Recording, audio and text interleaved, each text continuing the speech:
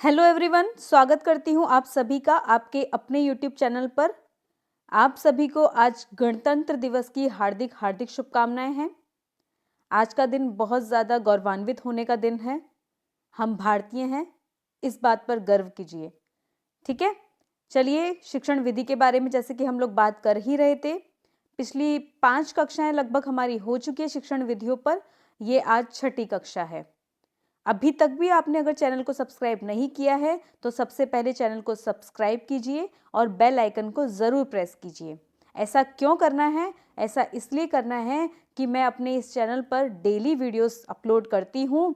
हमारा संपूर्ण हिंदी व्याकरण की भी सीरीज चल रही है और चल रही है साथ साथ शिक्षण विधियाँ, हिंदी की शिक्षण विधियाँ, जिसमें से हमने 5 से 7 शिक्षण विधियाँ कंप्लीट कर ली है। आज हम बात करेंगे भाषा प्रयोगशाला के बारे में।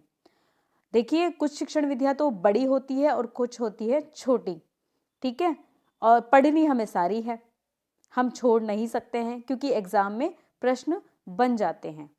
ठीक है, तो आज हम प्रयोगशाला, भाषा प्रयोगशाला के बारे में बात करेंगे। फिर मैं आपको याद दिला देती हूँ कि सबसे पहले आप चैनल को सब्सक्राइब कर दीजिए। ठीक है, चलिए अब पढ़ लेते हैं भाषा प्रयोगशाला। अब आपको लग रहा होगा प्रयोगशाला मतलब कोई साइंस की प्रयोगशाला है क्या?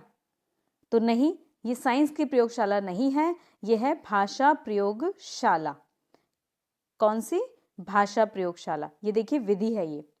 ठीक है, जो भी हम शिक्षण विधियां पढ़ते हैं उनमें ये शामिल है। जैसे अब क्या होता क्या है इसमें? इसमें क्या है कि एक बालक जब छोटा होता है, एक बालक के लिए उसके उच्चारण के लिए, उसके शब्दों के उच्चारण के लिए इस पर बल दिया जाता है, इन प्रयोगशाला पर। अच्छा, ये प्रयोगशाला जो होती है बाहर के वातावरण या कहें बाहर की चीज़ों से थोड़ा सा कट कर बनाई जाती है, अलग से इसको बनाया जाएगा। और इस प्रयोगशाला में शिक्षक होंगे बालक। ठीक है, वो उन्हें टेप रिकॉर्डर दिया जाएगा, ईयरफोन्स दिए जाएंगे। जैसे कि एक साइबर कैफ़े होता है, आप सभी को पता ही होगा साइबर कैफ़े क्या है। उस तरह से कैबिन्स बना दिए जाते हैं, इस तरह से कैबिन्स बना दिए जाते हैं बालकों के लिए। और वो अपने जो भी वो बोलते हैं वाक्य, जो भी वो शब्द बोलते हैं, उन शब्द को या उन वाक्यों को वो वापस से सुनते हैं। उनका टेप रिकॉर्डर होता है, वो टेप रिकॉर्डर करने के बाद में उनको खुद से सुनते हैं कि हमने कहाँ पर क्या शब्द गलत बोला है, कहाँ पर किस शब्द का उच्चारण गलत किया है। ठीक है, वो खुद ब खुद सुन के और इसको सही करते हैं। ठीक है, अब शिक्षक क्या करेंगे? शिक्षक उन पर नियंत्रण रखेंगे। शिक्षक का काम है कि जब वो बोल रहे हैं या वाक्य को पूरा कर रहे हैं तो साथ साथ वो भी अपने एक कैबिन में बैठकर, एक प्रकोष्ठ में बैठकर उनको सुनते हैं। ठीक है, उनको सुना जाता है कि क्या बोल रहे हैं। जैसे कुछ लोग होते हैं या कुछ बालक होते हैं, वो थोड़ा गलत उच्चारण कर देते हैं ना शब्दों का, जैसे जैसे बोल दिया पर्सन या फिर कुछ भी बोल देते हैं, तो उनको बताया जाता है कि देखिए आपने क्या बोला था, आप उनको सुनिए। और जब उनको पता लगता है कि हाँ हमने यहाँ पर उच्चारण में अशुद्धि की है, तो वो खुद ब खुद उच्चारण को शुद्ध कर पाते हैं। ठीक है, तो इस तरह से उनको कैबिन दिए जाते हैं। इन कैबिन में या इन प्रकोष्ठ में, इन कोष्ठ में कहें तो आपको पता है इसमें स्विच ऑन ऑफ करने का भी होता है सिस्टम होगा। टेप रिकॉर्डर भी उनके पास में होगा ताकि वो रिकॉर्ड करके वापस से अपनी आवाज़ को, वापस से अपने उच्चारण को सुन सके कि कहाँ पर उन्होंने गलती की है और कहाँ पर वो सही शब्दों को उच्चरित कर रहे हैं। ठीक है, उनके पास ईयरफोन भी होते हैं, ईयरफोन होना भी ज़रूरी होगा। ठीक है, अच्छा, तो ये सब चीज़ें इन्होंने प्रयोगशाला इस तरह से निर्मित की। अब जो भारतीय विद्वान हैं वो इस प्रयोगशाला को नकारते हैं। वो क्यों नकारते हैं इन प्रयोगशाला को? कारण भारत की आर्थिक स्थिति।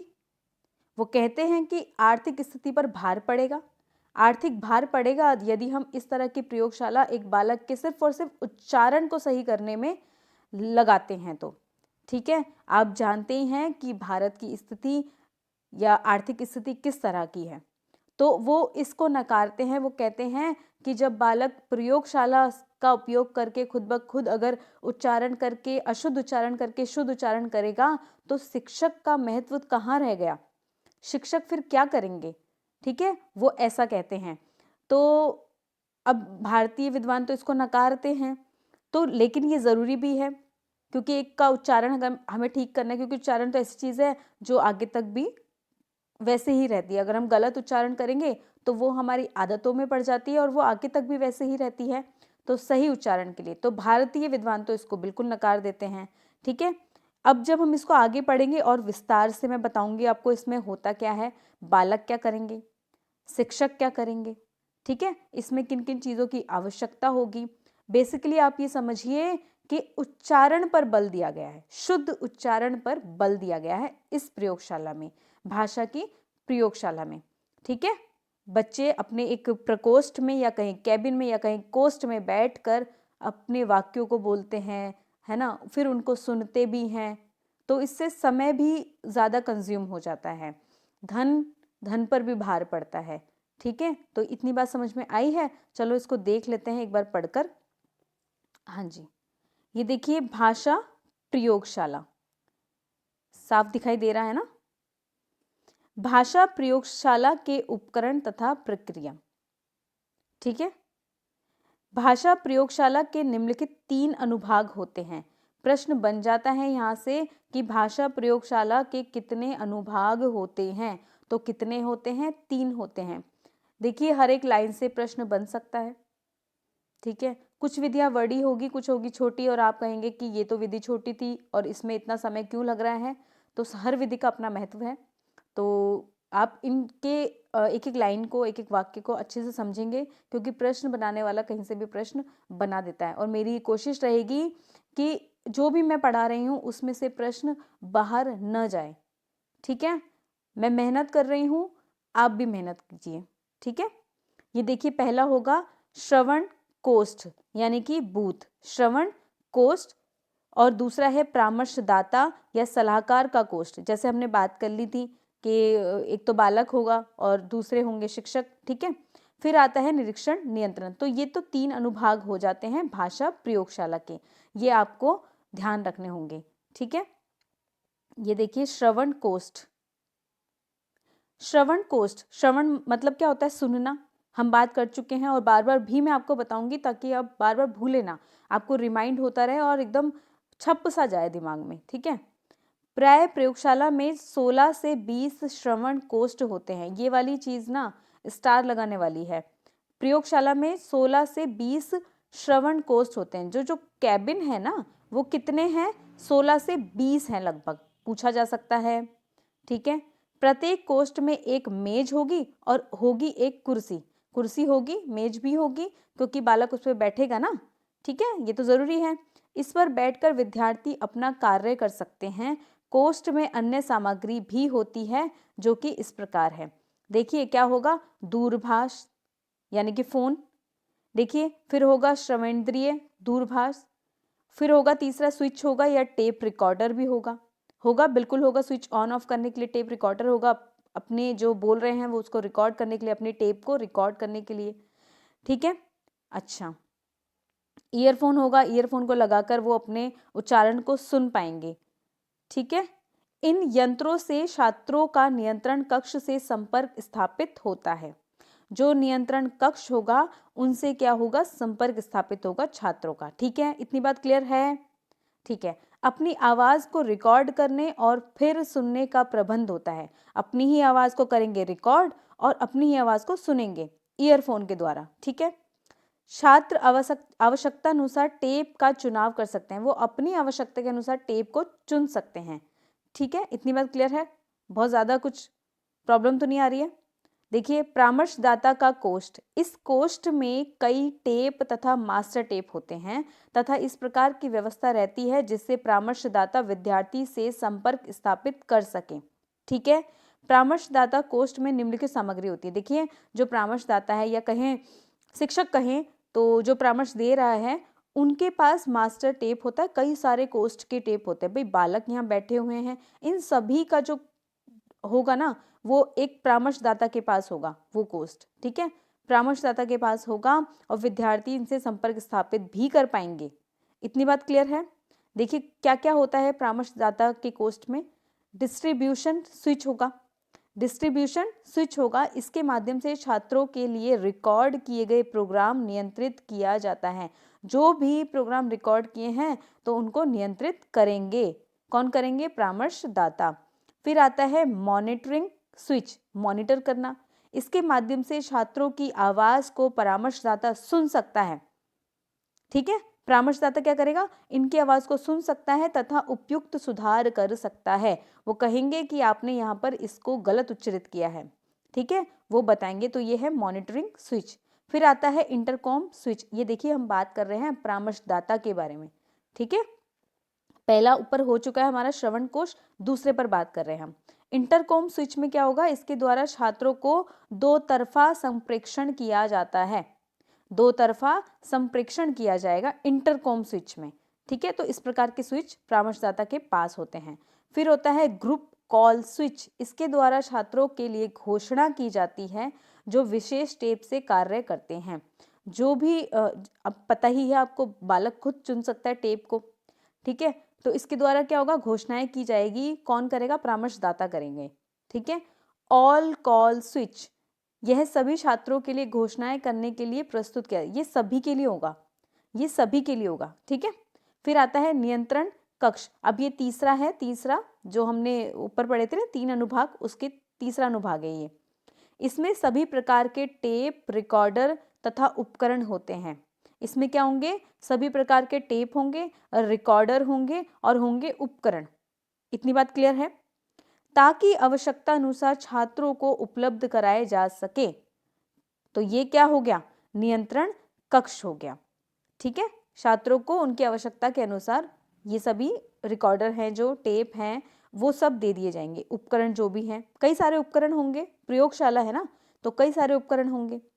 अध्यापक तथा परामर्शदाता, कौन कौन? अध्यापक अथवा, या तो कहो अध्यापक या कहो परामर्शदाता, मास्टर टेप का प्रयोग करते हैं, बिल्कुल करते हैं, है ना। वही तो देखेंगे ना, वही तो मॉनिटरिंग करेंगे कि किन्हें किस चीज की आवश्यकता है, कहां पर सुधार की आवश्यकता है, वो करेंगे।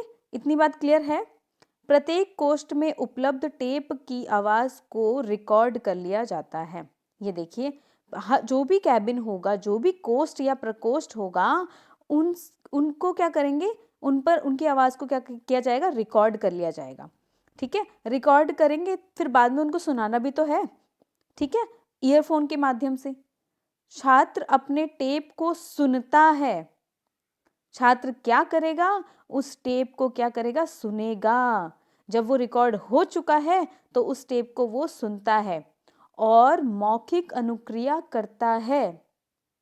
कैसे अनुक्रिया करेगा? मौखिक अनुक्रिया करेगा। यह अनुक्रिया छात्र के बूथ में रखे गए उपकरण द्वारा रिकॉर्ड की जाती है, बिल्कुल रिकॉर्ड की जाती है। ऊपर हमने बात कर ली है कि उसके पास स्विच भी होता है, उसके पास ईयरफोन भी होता है, उसके पास टेप रिकॉर्डर भी होता है, उसके पास अन्य उपकरण भी होते हैं जिसके माध्यम से वो सारी रिकॉर्डिंग को अपने पास रखता है। छात्र अपने टेप का अनेक बार प्रयोग कर सकता है। वो जो भी उसने टेप को रिकॉर्ड किया था उसका वो कितनी भी बार प्रयोग कर सकता है।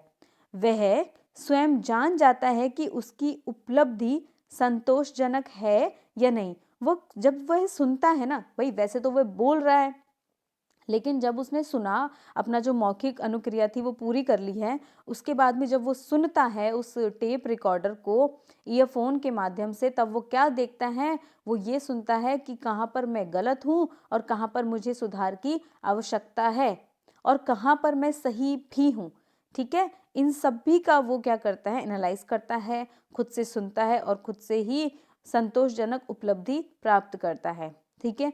और फिर परामर्शदाता तो बैठे ही हैं, अध्यापक तो बैठे ही हैं कि उनमें सुधार, उनके उच्चारण में सुधार भी किया जा सके। इतनी बात क्लियर है? ठीक है, आगे चल देते हैं। ये इंपॉर्टेंट है, भाषा प्रयोगशाला, ठीक है, इंपॉर्टेंट है, इसको ध्यान से समझना। और यदि समझ में नहीं आता है, मैं बार बार कह रही हूँ, आप कमेंट कीजिए, ठीक है, लेकिन मेहनत कीजिए और समझने की कोशिश कीजिए। एक बार वीडियो को देखिए, 2 बार देखिए, 3 बार देखिए। यदि फिर भी नहीं समझ में आ रहा है तो आप मेरे से बात कीजिए कमेंट में, मैं आपको ज़रूर से रिप्लाई करने की कोशिश करूँगी, ठीक है। इतनी बात क्लियर है? भाषा प्रयोगशाला। अच्छा, अब देख लेते हैं भाषा प्रयोगशाला के लाभ क्या क्या हैं। अब तो आप भी समझ गए होंगे कि क्या क्या लाभ हो सकते हैं। ठीक है, आपको खुद समझ में आ रहा होगा। देखिए भाषा प्रयोगशाला के लाभ। विद्यार्थी अपनी गति से सीखता है, बिल्कुल वो अपनी गति से सीखेगा, चाहे वो उसको कम गति से सीखे, चाहे वो ज़्यादा तेज़ भाग दौड़ के सीखे, उसकी अपनी गति है। ठीक है, उसी पर है सब कुछ, बालक पर ही है सब कुछ, छात्र केंद्रित है। और मैं आपको फिर बता दूं ये ना मनोवैज्ञानिक विधि भी है। कौन सी विधि है ये? मनोवैज्ञानिक भी है, बिल्कुल भूलिएगा मत, ये मनोवैज्ञानिक है, कहीं पर इसको नोट भी कर लीजिएगा। शायद मैंने इस नोट्स में आपको दिया नहीं है ये वाला सेंटेंस, तो आप नोट कीजिए ये वाक्य कि भाषा प्रयोगशाला विधि मनोवैज्ञानिक विधि है। ठीक है, शब्दों के उच्चारण में सहायता मिलती है, बिल्कुल उच्चारण पे ही तो बल दिया गया है भाषा प्रयोगशाला पर, भाषा में ही तो बल दिया गया है, तो इसमें क्या होगा, उच्चारण में सहायता मिलती है। विद्यार्थी की अभिप्रेरणा मिलती है, विद्यार्थी को क्या मिलेगा, अभिप्रेरणा, मोटिवेशन भी मिलता है। ठीक है, खुद से सीख रहा है, खुद से उसको पता चल रहा है, वो अंदर से क्या हो रहा है, अंदर से वो मोटिवेट भी हो रहा है। ठीक है, बार बार शुद्ध विषय वस्तु को सुनने से शुद्ध उच्चारण अधिगम में सहायता मिलती है। बार बार क्या करेगा, शुद्ध विषय वस्तु को सुनेगा और शुद्ध उच्चारण करेगा, तो इससे उसकी लर्निंग अच्छे ढंग से हो पाएगी, इससे उसका अधिगम बहुत बेहतरीन तरीके से हो पाएगा और वो स्थायी भी होगा, क्योंकि वो खुद से ही कर रहा है, खुद से ही सीख रहा है। ठीक है, किसी और के ऊपर डिपेंडेबल नहीं है। ठीक है, विद्यार्थी पाठ को बार बार दोहरा सकता है, जितनी बार चाहे अपनी सुविधा के अनुसार दोहरा सकता है, दोहरा के सुन सकता है। ठीक है, इसमें दोहराना ही मेन पार्ट है, उच्चारण को बार बार, पाठ को जितनी बार दोहराएगा उतनी बार उसको अपनी गलतियों का पता लगेगा, दोबारा वो उसको सही करने का प्रयास भी करेगा, संतोषजनक उसको प्राप्ति होगी कि हाँ जी मैं उपलब्धि मेरे को इतनी मिल चुकी है और मैं यहाँ तक पहुँच चुकी हूँ। ठीक है, विद्यार्थी अभ्यास द्वारा अपनी गलतियों को ठीक कर सकता है, जितनी बार वो प्रैक्टिस करेगा उतनी बार वो अपनी गलतियों को भी ठीक करेगा। इतनी बात क्लियर है? ठीक है गाइज, तो आज जो हमने पढ़ा है वो भाषा प्रयोगशाला है। इसमें से कोई भी क्वेश्चन आपका छूटेगा नहीं, आई एम वेरी श्योर, अगर आपने इसको भी बहुत बेहतरीन तरीके से पढ़ लिया है तो। नोट्स बनाइए, मेहनत कीजिए, मैं सही बता रही हूँ, आपकी मेहनत बिल्कुल भी फालतू की नहीं होगी और माँ सरस्वती वैसे ही आपको सब कुछ देती है, जब आप मेहनत कर रहे हो तो आपको दिया भी जाएगा, वो अपने ऊपर कोई ऋण रखेंगे नहीं, माँ सरस्वती अपने ऊपर कोई ऋण कभी रखती भी नहीं है। ठीक है, ईमानदारी से मेहनत कीजिए और आगे बढ़ते रहिए, कीप लर्निंग। और जो भी समस्या हो प्लीज़ कमेंट कीजिए। चैनल को अभी तक भी सब्सक्राइब नहीं किया है तो सब्सक्राइब कर दीजिए। कल मिलते हैं एक नई सी विधि के साथ में, बहुत ज़्यादा मज़ा आने वाला है। ठीक है, तो कल मिलते हैं एक नई सी विधि के साथ में। सभी लोग अपना अपना ध्यान रखिएगा। धन्यवाद।